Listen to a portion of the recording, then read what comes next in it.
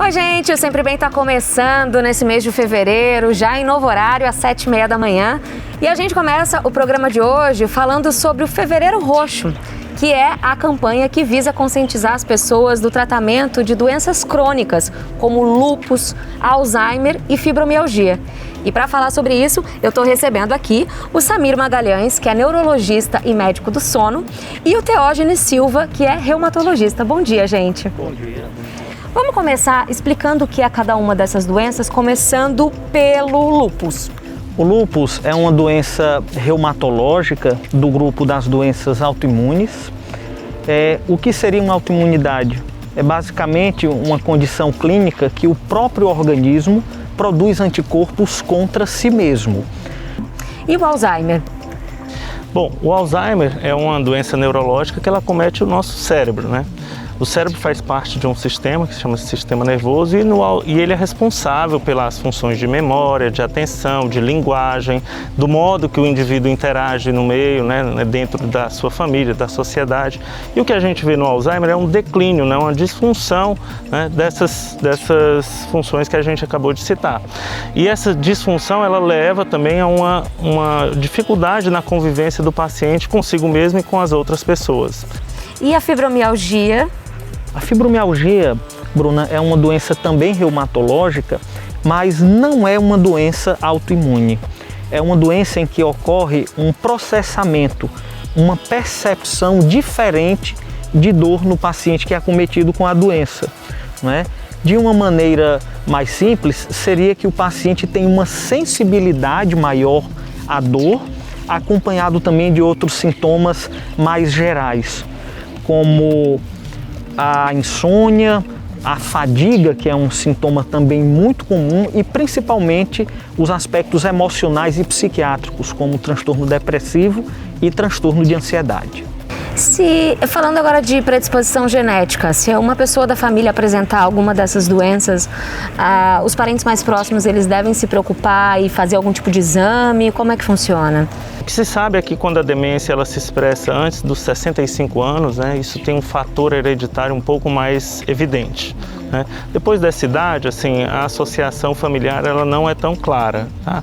Mas o fato é que os hábitos, o jeito da pessoa conviver, o consumo de álcool, o tabagismo, a predisposição à hipertensão, tudo isso leva a um risco maior de Alzheimer e às vezes isso também está congregado dentro de um fator familiar. O paciente que tem lúpus não necessariamente vai ter um filho com lúpus, mas com certeza aquele paciente que tiver sintomas semelhantes ao lúpus deve ser lembrado a sua história familiar.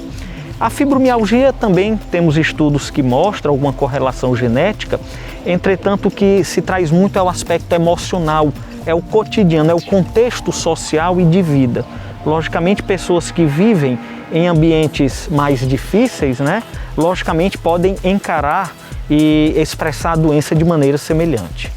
E quais são os principais cuidados que uma pessoa que tem lúpus precisa ter, doutor? Controle dos fatores que, digamos assim, podem levar à expressão da doença, principalmente radiação solar, não é? A radiação solar aumenta a expressão e a atividade da doença lúpica. Outros fatores também, como o tabagismo, está associado, bem como também o lúpus, em sendo uma doença mais comum em mulheres, tem uma relação bem estreita com o nível de estrógeno. Então, esses pacientes devem ter restrições a algumas doses de componentes de estrógeno, no caso anticoncepcionais, né? Tudo isso sendo gerenciado pelo médico, de preferência o reumatologista. Sim, a gente vai ver agora a história de uma pessoa que tem lúpus e aí vamos entender um pouquinho como é a vida dela. Roda aí. Cerca de 90% dos casos de lúpus ocorrem em mulheres. E esse é o caso da Ana Geórgia. Felizmente, desde os 35 anos, ela consegue controlar a doença, mas nem sempre foi assim, né? Não, nem sempre foi assim. Quando eu era bebê, eu tinha muitas infecções urinárias, tinha sangramento pelo nariz e outros sintomas que a gente nunca associou a nenhum tipo de doença específica. E só junto com a puberdade que vieram os sintomas mais específicos, como as dores migratórias nas articulações, e fui diagnosticada errada na época porque a gente não tinha um conhecimento muito grande, não tinha movimentos como esse, o Fevereiro Roxo, e na época eu tive diagnóstico de febre reumática. Foram 2 anos tomando bezetacil todos os sábados, assim, que teoricamente é um remédio para curar a febre reumática, que eu não tinha, até que quase eu parei de andar mesmo, porque os movimentos articulares ficaram muito prejudicados. E aí finalmente eu fui levada a um reumatologista, que prontamente já me deu o diagnóstico de lúpus. E dali para frente foram muitas internações, porque o remédio da caixa já não resolvia, e eu tive que fazer pulsoterapias, que é como se fosse uma quimioterapia com corticoide. No ano de 2006 eu fui surpreendida com a plaquetopenia grave, que é assim, meu corpo destruía minhas plaquetas, e por conta disso eu tinha muita hemorragia, eu tinha hematomas no corpo inteiro, eu retirei o baço, na biópsia do baço deu lúpus, né? E eu fiz cirurgia também de catarata, por conta do uso dos corticoides aos 29 anos eu já operei os olhos também, então assim, eu passei por uma série de procedimentos até conseguir chegar na minha tão sonhada remissão. Hoje eu não tomo nenhum tipo de medicação, minha medicação eu costumo dizer que é a academia, a musculação, é a alimentação mais frugal, assim, eu não como nada que não deva ser comido, digamos assim, não como carne vermelha e outras coisas mais. Então, assim, hoje eu tenho uma qualidade de vida que acho que é até superior a quem nem tem doença, mas porque eu corri atrás disso, eu nunca abandonei o tratamento e eu sempre busquei a minha qualidade de vida, eu quero isso pra mim. Então é aquilo que você acredita, você tem que correr atrás dos seus sonhos. E meu sonho era viver normal, e hoje eu consigo. E, doutor, quais são os cuidados que uma pessoa que tem Alzheimer precisa ter? E mais do que isso, a pessoa que cuida de alguém que está com um nível já mais avançado de Alzheimer, o que ela precisa se preocupar? Exemplo, né? Por ser uma doença degenerativa, a doença tende a progredir a despeito das intervenções médicas, ou seja, hoje a gente não tem nenhum tratamento farmacológico, um remédio, né, que reverta a condição do Alzheimer. E por isso, naturalmente, ela vai progredir. E isso vai levar a uma debilidade maior, muitas vezes necessitando uma supervisão pelo familiar ou pelo cuidador, né? E esse estresse, né, que gera o cuidador, isso a gente trata na nossa área, né, como algo muito especial. A gente precisa atentar muito ao cuidador, a quem está vivenciando a doença do lado, porque essa pessoa ela também adoece, não da doença em si, mas de outras manifestações, como depressão, ansiedade, né? Então, cuidado ao doente, à pessoa que tem Alzheimer, né, ele não deve ser direcionado exclusivamente a ela, mas sim àquele meio em que ela vive. Agora a gente vai ver um vídeo que fala da importância de exercícios, tanto no tratamento quanto na prevenção do Alzheimer. Vamos ver.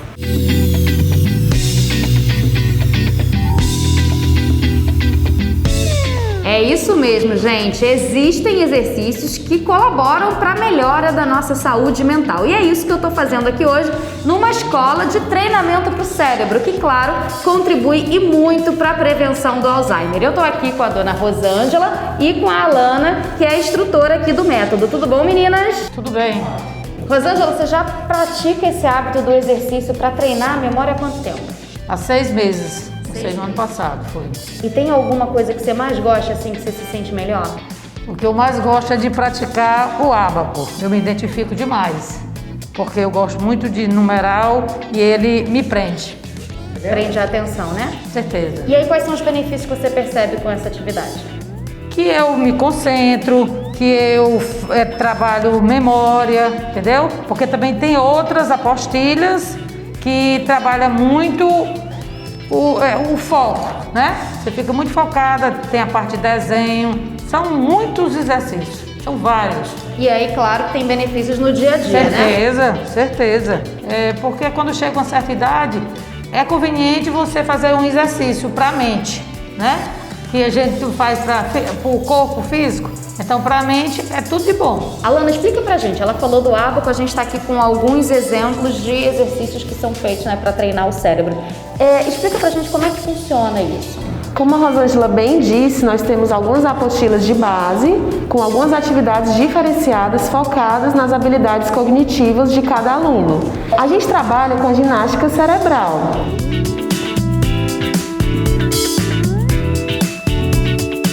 a base da ginástica cerebral é a prevenção exatamente dessas questões, né? Todas as questões que envolvem nossas habilidades cognitivas. Atenção, memória, linguagem, concentração, tudo isso está voltado para a ginástica cerebral. O objetivo seria a prevenção de doenças também, de demências como o Parkinson, o Alzheimer e outras doenças também que envolvem essas questões das nossas habilidades cognitivas.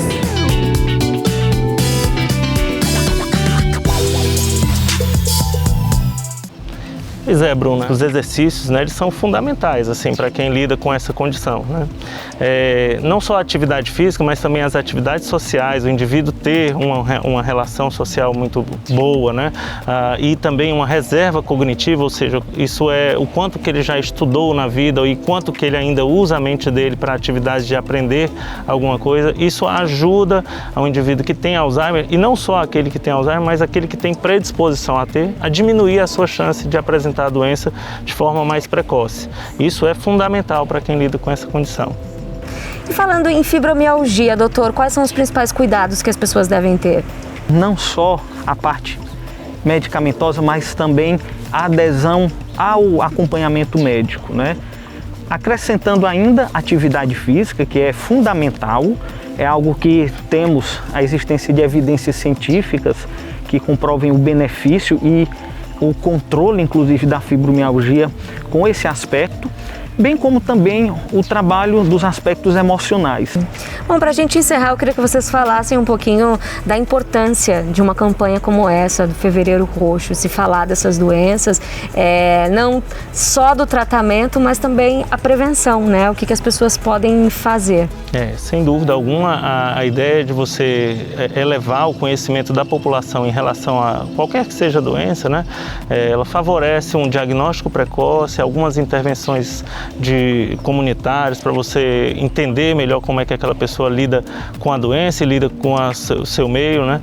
E isso também aumenta o alerta dos profissionais em relação ao diagnóstico dessas doenças, o que favorece em si, né, a melhora de qualidade de vida da população em geral e daquele indivíduo que padece da doença.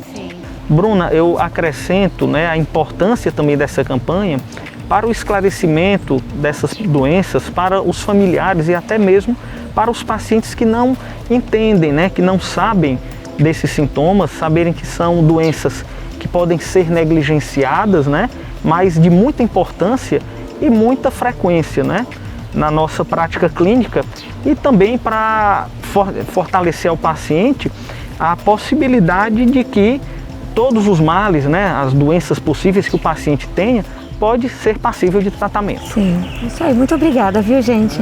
Agradeço. Prazer.